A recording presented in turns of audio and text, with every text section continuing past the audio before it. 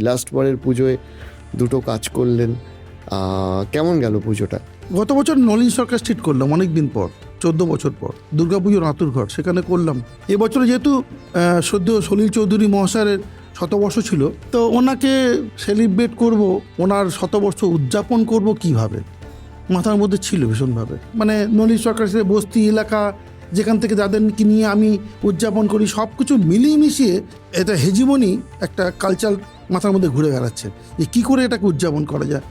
ঠিক আছে, চলো, সাত ভাই চম্পা জাগরে জাগো, যদি গানটা গাওয়াই তাহলে তো কি এসে গেল, তো গান বাজতেই পারে। গৌতম দাস ওনাকে বললাম আমার এইটা চাই, যে মেহবুব ব্যান্ড বাজবে, ওখানে সাত ভাই চম্পা জাগরে জাগো বাজবে, মানে ফুল মজা মস্তি।